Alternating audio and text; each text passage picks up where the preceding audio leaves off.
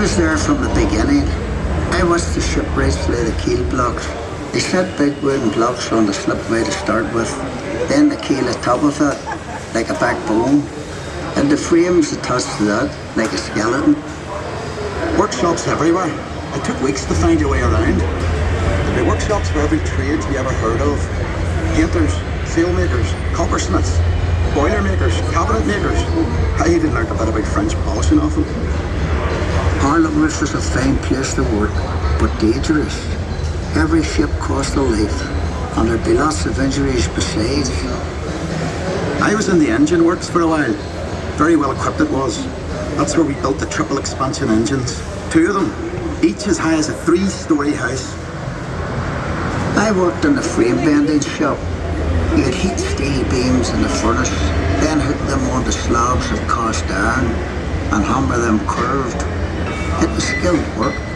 You had to bend them more than you needed because the frame straightened out a little when it cooled. The shell plates that made up the hull weighed up to 4.5 tons. They were taller than my dad. The plates were overlapped on the edges, sunk or raised, one after another. We called it clincher.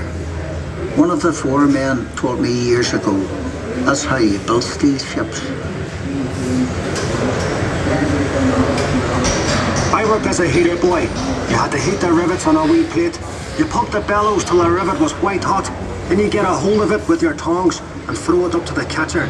And he put it in the hole in the plate with the holder up. There were 2 of us on the other side of the plate with the holder up. We had to hammer the rivet so it filled the hole before it turned dull red.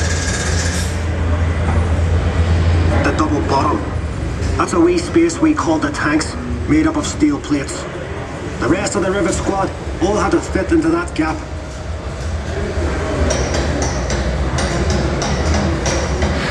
One of the foremen would check each rivet with a special hammer.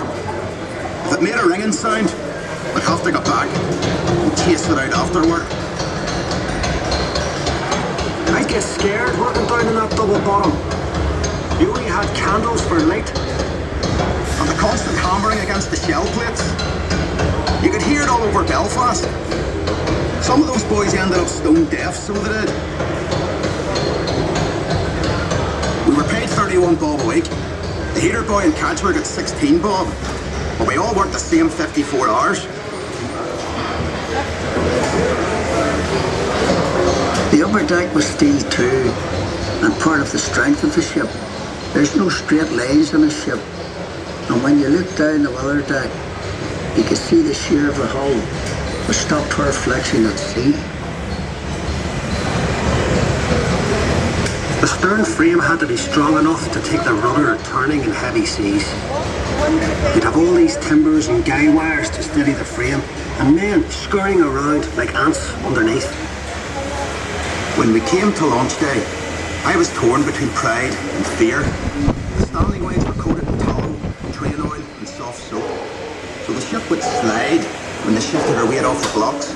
That was the most dangerous part. And the shipwrights were knocking away the last props.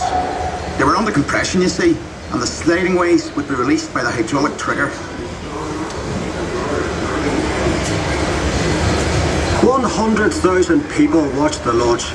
Some paid a bob to sit in the reserved seating. There were extra trams laid on. Then we all went off to the pub to wish her well. Doc, you were proud to be an island man that day. And Titanic was the pride of Belfast.